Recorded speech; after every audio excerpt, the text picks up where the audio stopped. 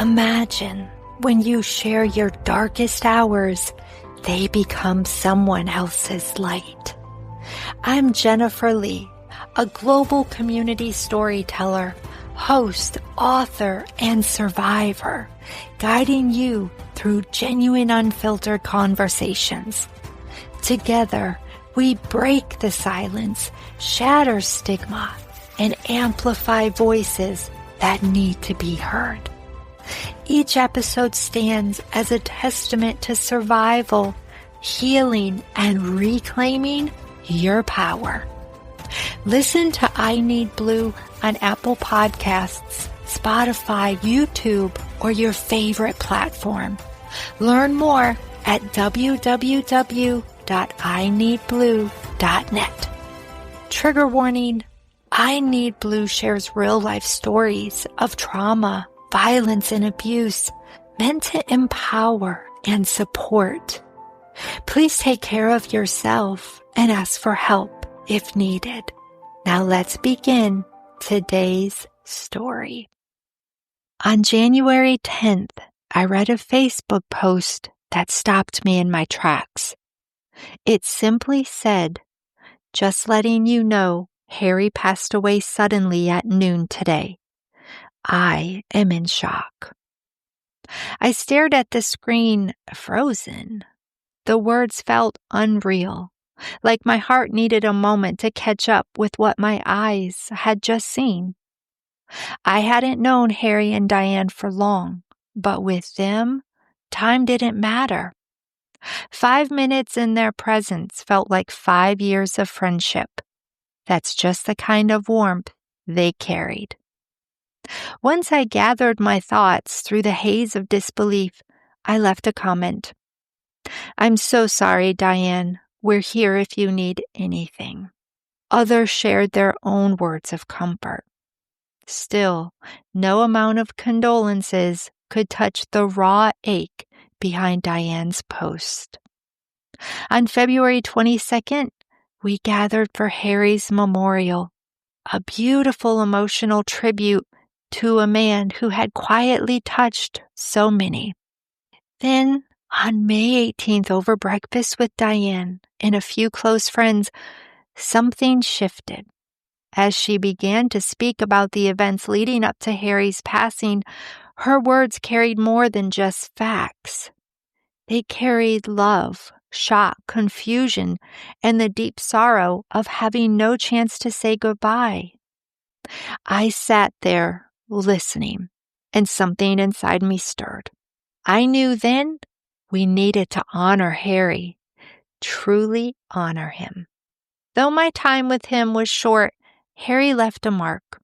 He was the kind of man who always had a smile ready and a light-hearted joke waiting in his back pocket. He had a gift. He made people laugh, feel seen, and feel welcome. The world feels dimmer without his light. And Diane, she is full of memories, filled with the weight of love, the ache of absence, and the torment of unfinished goodbyes. This space, this story, is for her, for Harry, and for the love that remains, even when the person we love is gone. Diane, thank you for being my friend, and thank you for being my guest today on the I Need Blue podcast. Thank you, Jen. Got me started crying already. It's okay. I am fighting tears myself, thinking about you and the courage it takes to come here and speak with me today. We were talking before we got started that Sunday was Father's Day, and I thought about you, and I can't imagine how that felt because you're going through the year of the firsts, right? The firsts of Harry not being here for everything. How are you doing? You know, I'm doing okay, I guess. Under the circumstances, I do the best I can. And some days are harder than others. And I just try and keep really busy. So the less time I have to focus on the loss, I do okay, you know. But it's still raw after 5 months. Yeah. How many years were you married? last Tuesday, the 9th of June, would have been 41 years. We didn't make it. 41 years. Wow. Well, he's still with you in heaven looking down, and I guarantee you in his heart, you are still the one and will always be the one. So, and we're going to go into this conversation at your comfort level. If you need a break, by all means, we're not here to trigger you, but to honor your love and the memory of Harry. And so I'm very honored to be able to do this with you. Thank you.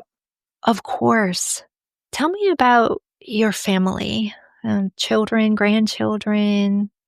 You know, the one thing I talked to one of my pastors over the weekend, the one thing I can't get out of saying is we, because we're still we. So, Always.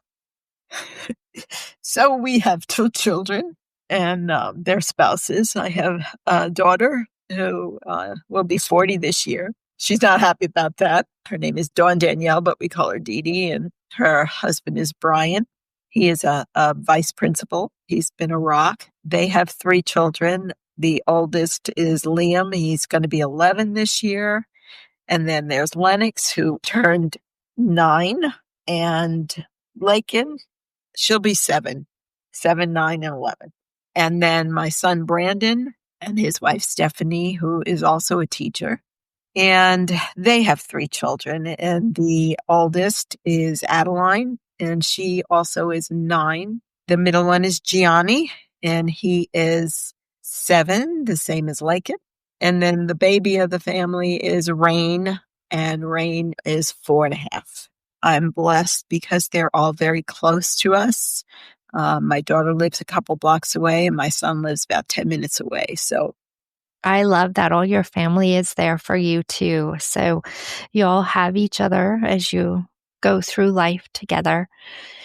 Can we talk a little bit about, in the beginning, we said unfinished goodbyes. What occurred before his sudden passing? it was a cruise with his cousin and its cousin's wife to go on a New Year's Eve cruise with them. That was for 8 days, and we left December 27th, and we got back on January, I think 6th. You know, I had an excursion planned on the cruise for the Thursday before we got back. It was from Saturday to Saturday, and we were in the Dominican Republic. We were going zip lining, which we had never done before, and then lunch and horseback riding. So we left the ship early, around 7:30. You know, on a cruise, you always eat so much, way too much. He was a type 2 diabetic, so he was very, very, very religious about watching what he ate. But on the cruise, we were bad. And so we had breakfast and then headed out at 7:30 through the small town of Amber Cove to head to our van that was going to take us on our excursion. It was a long walk and it was warm out, and we got about halfway and he stopped and said, I need to sit down for a minute. And I said, okay. And he sat. I said, what's wrong? And he held his chest and he said, well, I think it's indigestion, which made sense, you know, because he had eaten a big breakfast. So he drank some water, took some deep breaths. And I said, well, let's just go back to the ship. And he said, my husband was always worried about money. And he said, well, how much do we pay for this excursion? And I said, well, it doesn't matter. I said, if you don't feel good, let's go back.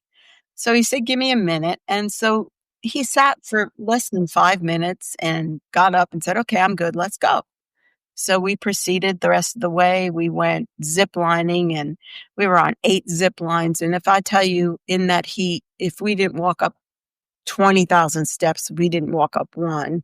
And every picture on every zip line is his big smile and his wave. And we did that, and we went and had lunch, and then we went horseback riding, and then we took the walk back to the ship. And when we got back to the ship, there was a huge line waiting to get back on the ship, and it was hot. And we were in that line for almost an hour, and it was so hot. They were bringing us ice towels and water because, you know, just to keep us cooled down. So we get back on the ship. That was Thursday. Friday, everything was normal. Saturday, we get back to port. We come home. Sunday, we just do stuff around the house. Monday morning, we are pickleball players. And Monday morning, we went out and we played pickleball for 3 hours. And when I tell you we play pickleball, we play nonstop. We never sit down. And so we did that Monday. And then Tuesday and Wednesday, it was the 7th and 8th of January. It was really cold out. He didn't want to play it. It was too cold. Thursday morning, get up. He's eating breakfast, and I'm sitting on the couch with my back to him. And I said, "Do you want to play pickleball today, or is it too cold?" And I didn't turn around, and I didn't hear anything. And then all of a sudden he said, "Having a DR moment." And I turned around, I said, "What?" He said, "Dominican Republic." And he's holding his chest. And I said, "Get dressed. I'm taking you to the emergency room." So he went in the bathroom.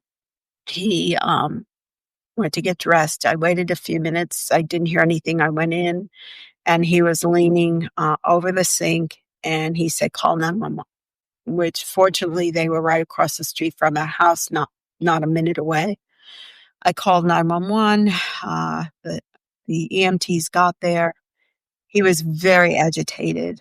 They were asking him questions. He was just, barking back at them. The short end of it is they took him to the heart center at the hospital, Holmes Regional, and I was going to go ahead and leave so that I could get there, before he got there. And I got there, and one of my pastors was actually already there. Everybody was praying heavily throughout, our friends and family, and my daughter also met me there. And a lot of it is just kind of a blur because it all happened so fast. But he got there a few minutes after we all did. It took a while. They wouldn't let us back to see him in the emergency room. And then finally we went back, and it was me and my daughter. And they were just working on him, and they had him all hooked up to oxygen, and they were injecting him with stuff. And the nurse was wonderful, but she just kept asking. Every time she'd give him medicine, she'd say, "What's your pain level?" And he'd just bark back at her. He said, "It's the same, it's the same, it's the same." And he hated having that big oxygen mask on his face, and he kept trying to pull it off. And he said, "Can't you put the one in my nose?" And so she said, "Well, we'll try." And as soon as they did that, his oxygen just kept dropping. And so they had to have the big mask on him. And then finally, she said, "Okay, we're taking him up to the heart cath lab." And so they get ready to wheel him out of the room. And I couldn't get real close to him because he had so much, between the mask and everything hook up to him. So I just kissed him on the forehead. And I said, "I love you, and I'll see you on the other side," meaning the other side of the hospital. And he pulled the mask off, and he said, "I'm so sorry." And I said, "What are you sorry about? You didn't want this to happen." And my daughter kissed him, and he left. And little did we know that would pretty much be the end of it. And so a lot went on while he was up in the cath lab. They said it may be a couple hours, but we waited maybe about 2.5 hours, and I hear code blue room 3. And I had no idea what room he was in, but in my heart, I just knew it was him. I felt it. I knew it. And tried to get somebody to talk to us and find out. And no one would give us any answers. And so we waited and we prayed, and there were just tons of church people and family there. And eventually the nurse came out, and doctor, and they said, yes, it was him who coded, but they resuscitated him. They had to intubate him and have him on an Impelia, which is a heart machine to keep his heart going. They said he's just very weak. That was Thursday, and we went through the entire day. Everything was touch and go. We couldn't go back to see him for quite some time. They kept having to stabilize him. And then eventually, late in the afternoon, one of the nurses came out, and she said, "He just squeezed my hand and tried to open his eyes." And so she said, you might want to go back now. My daughter and I went in, and my son had not gotten there yet. He was at work and he was trying to get to the hospital. I grabbed his hand and I just told him, I loved him. And the slightest little touch of a finger squeeze that you can imagine, that took everything in him to even move his finger. And he had his right eye, you could just see him straining to try to open it. So we knew that he hurt us. And so we said what we had to say. And for me, I knew it was goodbye. I just did. And of course, my daughter, didn't want to believe that, or at this point was still hoping for some miracle. But that was the rest of that day. That was pretty much all that happened that night. My daughter, my son, and my sister, we spent the night. Of course, we didn't sleep, but about 2 a.m, a male nurse came out. He started to talk with us, and he said, it is not good. He said, we lost pulse in both of his legs. And as soon as he said that, a code blue was called again. And he didn't even finish what he was saying. He just ran. And of course, here we are thinking, it's Harry again, just crying and praying. And about 45 minutes later, the male nurse comes back out and he sees us, and we're just, looking at him. He goes, no, that wasn't him. So we took a breath and he said, it's not good, though. He said his organs were all failing. We can't get the pulse back in his legs. We've had to resuscitate him a couple of times, and the cardiologist will be here in the morning and talk to you more. And so that was the night, and early the next morning, the cardiologist arrives. He had said to me, has he ever had heart issues before? And I said, no, nothing. And he said, well, he had a massive heart attack a week ago. And so I proceeded to tell him what we had done Thursday and what had happened and what we had done since. And he was looking at me as if I was lying to him. And he said, you mean to tell me that he wasn't short of breath or coughing or tired or... And I said, no. I said, there was, everything I'm telling you he did. He said, his words to me were, whatever protocol he was on kept his body so strong and healthy that a dead heart was pumping, because he had 3 main arteries, 2 were 100% blocked, and the third was 90%. He said this man should not have been walking, moving, breathing for at least the last week. In itself was a miracle. And he told us, it is not good. He said the only option they have at this point is they could remove the port or whatever it is they had in his groin for the catheterization, remove that and put it up by his shoulder. He said, but the chances are very, very slim, less than 5% that he'll survive that. And so my question to the cardiologist was, okay, if by some miracle he survives that, what would we be looking at? He would be on dialysis, he would be in a wheelchair, he would be on oxygen, and he went on and on and on. And I looked at him and I said, he has a DNR. And if I could have taken a picture of the doctor's face, it was like shock. And he said, who did you tell that to? And I said, no one ever asked me.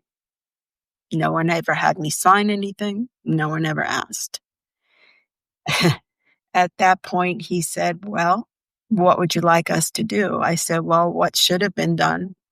Take him off everything.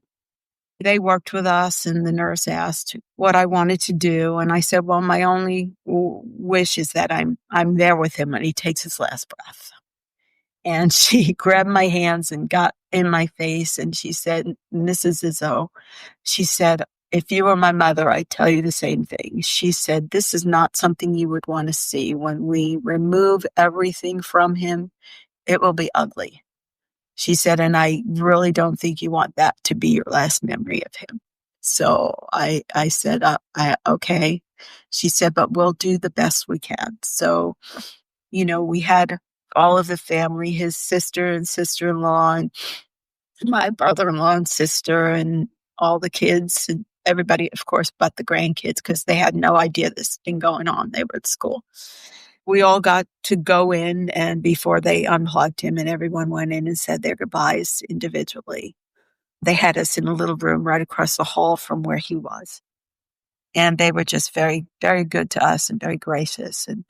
And when everybody had said their goodbyes, she came to me and she said, "Are you ready now?" And I said, "Yeah, go ahead." And so they did what they had to do. And then she came across the hall and she said, "Okay, you can come in." She said, "Everything is unplugged and he is still with us." And so I went in and my son-in-law went with me. He asked me what I wanted him to play, what music. And so I said, well, Amazing Grace, My Chains Are Gone was his favorite song. And so he put that on his phone and I just sat with him and held his hand and spoke to him and kissed him. The song was over and he is still breathing. And the nurse is standing in the back of the room just shaking her head like she said, "There's no way. This just can't be." And so Brian said, my son-in-law, "Well, what else do you want me to play?" And I said, "Well, play our song." Sorry. It's okay. And so our song was Billy Joel, Just the Way You Are. And so he put that on. And it was a very long song. And I put my head down on his chest and cried. And the entire song played. And at the end of the song, my son-in-law said, he just took his last breath. So that's how it ended. And it was just, the nurse just, even afterwards, she said, "I cannot believe that man kept breathing for that long." She said, "That should not have been." It was just so fast and it was so shocking. My son, he never got to, see or speak with him. And it's been very hard for my children and my grandchildren. And we're all just been dealing with a lot of grief in different ways. I would like to ask you, in recalling this story, does it become part of your healing process or does it just make you relieve the grief over and over? In the beginning, when he first passed, I just couldn't talk about it. And my daughter made a very long Facebook post detailing everything so that people wouldn't keep asking me and I wouldn't have to even try to say anything. After a few weeks, it became a little easier to talk about. And I do believe in talking about it, it helped with the healing. It doesn't make it any easier every time I tell the story. It's just as hard, but I'm able to get through it. So that's the difference. Thank you for sharing and thank you for letting us into the emotions. Cannot imagine where you are, where your kids are. You did say within the story that Harry should have had a heart attack, but he was on particular regimen that had kept him alive. What was the secret? Well, we've been doing doTERRA essential oils for the last 12 years. But initially, when I first got into doTERRA, it was because he was on 16 pharmaceutical and over-the-counters. And my goal was to get him off some of them. And when he finally stopped calling me the Hocus Pocus oil lady and started accepting some of these things to replace his medications, in 6 months, he was off all but 6. And he did have type 2 diabetes, so those medications he continued, but they were reduced. The cardiologist did say, of course, his type 2 diabetes and the medication was a big contributing factor to what his health was. He did everything religiously as far as, his eating, his meds, his doTERRA. Neither one of us in the 12 years that we were doing doTERRA had so much as a cold. So we were very healthy and very active. again, that just made it even more of a shock. He had been to his endocrinologist for his diabetes every 3 months, and he had his blood work done right before we left for that cruise. And then his appointment was the Tuesday after we got back, 2 days before, the heart attack, the second one. Everything was fine. All his blood work was good. Cardiologist said, okay, see you in 3 months. You all had a mission together of how to help people. You all used your passion and were able to help people. And I know that you're still helping people. Talking about family, how are your children and the grandchildren? How do they process that, especially grandchildren? So when he passed Friday night, when the kids all got off from school, we all went over to my daughter's house and we sat them all down. And my son-in-law told them that Pops was gone, that he had passed. And it's strange how each one of them had different reactions. The 3 girls went right to their moms or dads, started crying and hugging them. And then the boys, the 2 older boys, initially they laughed. It was almost like they thought that he was kidding until they had the realization. And then my youngest grandson, Johnny, he was funny. He looked at me and he says, "Grandma, who are you going to marry now?" So there was a little levity in all of it, but the girls struggled outwardly the most.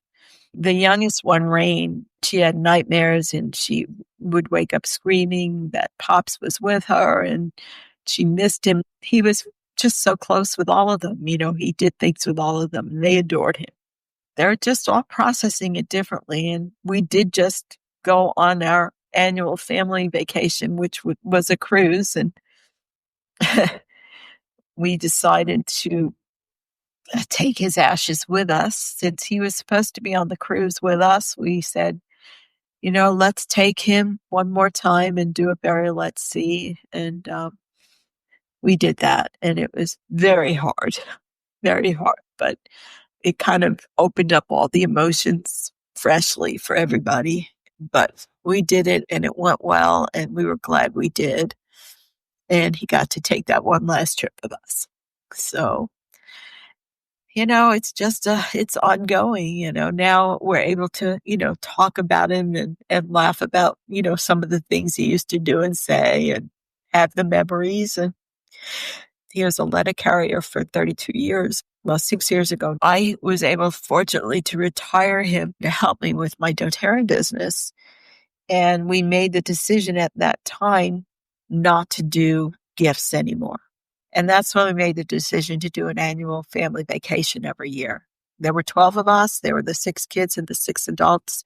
We did something different every year. We went skiing. And last year we did a Disney cruise. And then they loved the cruise so much, we planned the Carnival cruise for this year. We weren't going to buy gifts. We were going to make memories. And we have, and all the kids have all of those memories.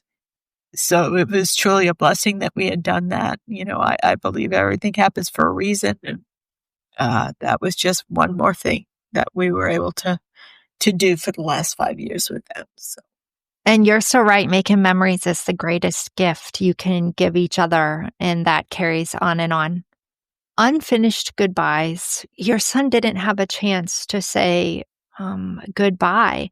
How does somebody who might be in that situation as well process that? How do they cope? Well,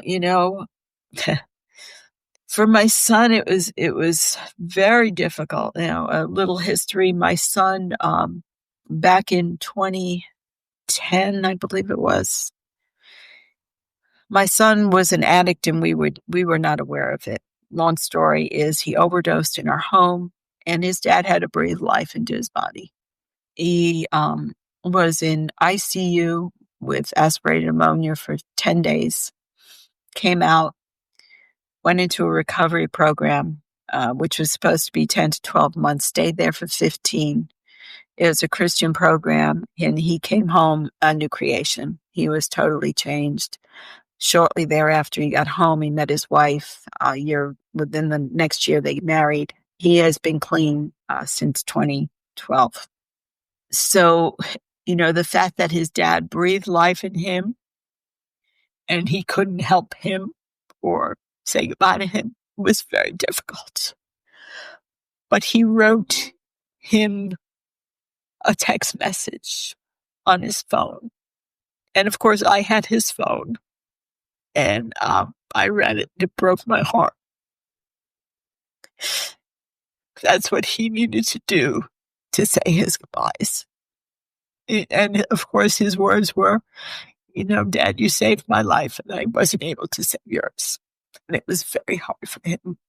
So he has been coping the best he can.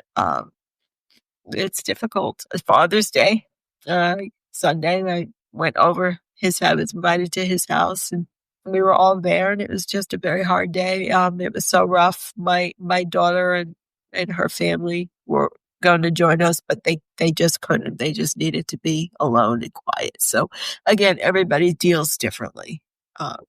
Sunday at church was very hard for all of, me, my daughter, and my granddaughter.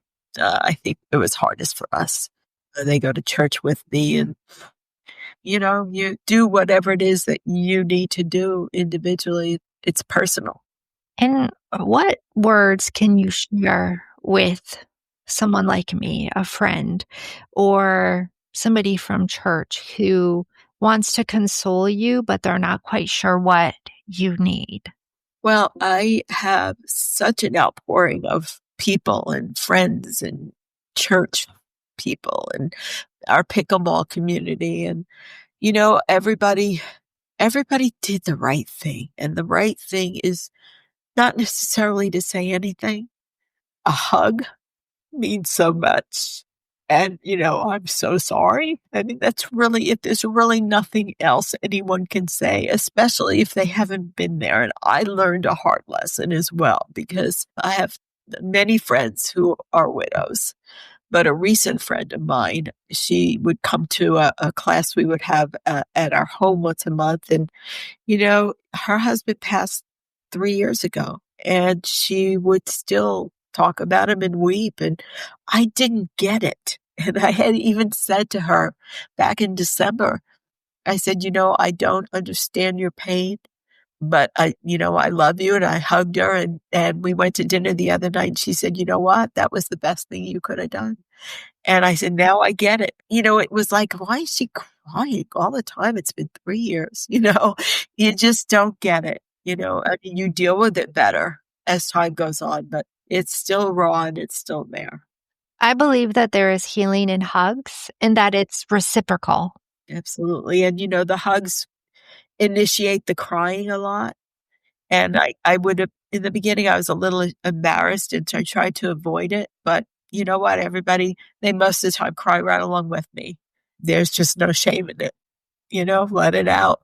People who hold it in, I think it's very difficult. I don't know how they do it. And also, if they don't have a relationship with the Lord, I don't know how they do it, because I couldn't know how I would have gotten through it otherwise. I just don't. Do you want to elaborate on your relationship with God and how that has helped you carry you through? Well, my husband was an amazing man of God.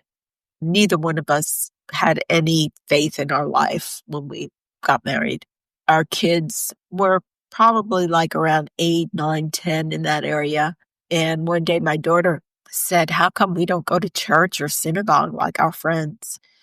A long story, but I had a friend invited me to church, and I came home and I told Harry and I said, I want to go. And he goes, go ahead. I said, I want you to go with me. And so that was in 1995. And he went the first time, and it was an immediate transformation for both of us and our kids. And so we've been Christians since then. But my husband, he became immersed in the Word. He couldn't get enough, and he studied the Bible and he taught, and he had a men's group for 20 years, and he never met a stranger, and he prayed incessantly for people. We'd be in the middle of Publix and run into someone and they mentioned a problem, and we were praying right there in the middle of Publix or in the parking lot at BJ's, wherever we were. And he always said, I'm not going to be one of those people that says, I'll pray for you and then don't. He said, we're going to do it right now. And if they didn't want to do it with us, we did it without them, you know? And that's just who he was. God is patient and always right on time, right? Absolutely. Yes. You and I have a mutual friend, Deborah, who suddenly passed away. And it didn't dawn on me right away, but I have a podcast episode with her and I realized I captured her voice and I captured her story. And it's something that will live on, hopefully, as long as I live, right? If you want to take this opportunity, because I will give this link to your children as well, to share a message with your kids, the space is yours. If it's too hard, you don't have to. But I learned a valuable lesson with Deborah in capturing her voice and her message. So it's funny you say that. I actually saved his voicemail message from his phone because I wanted to be able to hear his voice whenever I could.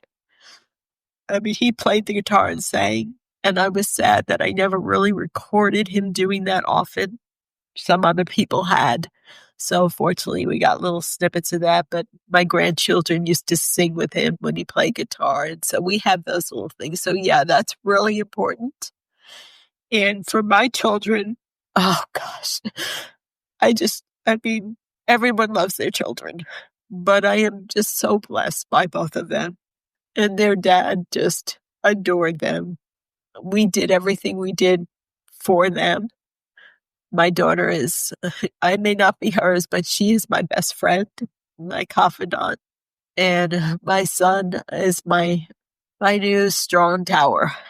I feel like I can rely on him. I know he'd be there if I need him. My son-in-law, my daughter-in-law as well.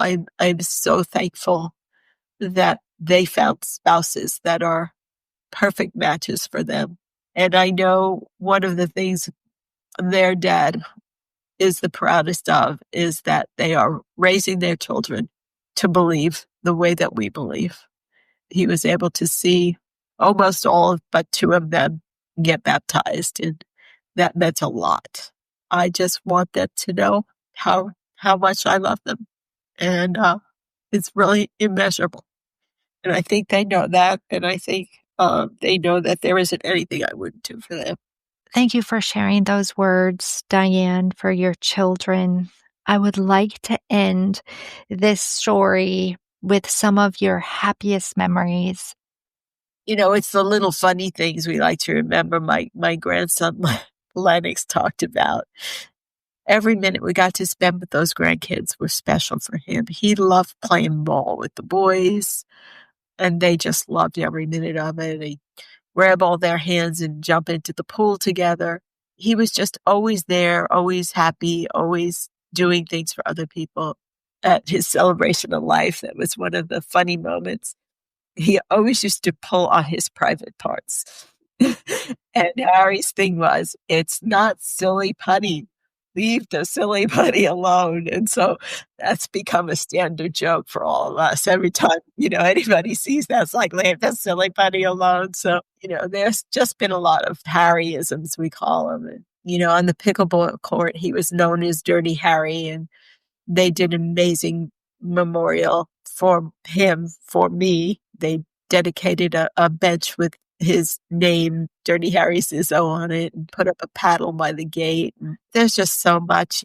We met when we both moved to Florida in 1978. He was in the Air Force in Alaska, and his parents had moved here while he was in Alaska. And so when he got out, he came here, and I had moved here in 78. as well. I moved in March. And then in September, we both loved to dance and we met at a club. Old Best Western on US 1. The Host of America was the place with a live band and where everybody went to dance and have fun. And that's where we met.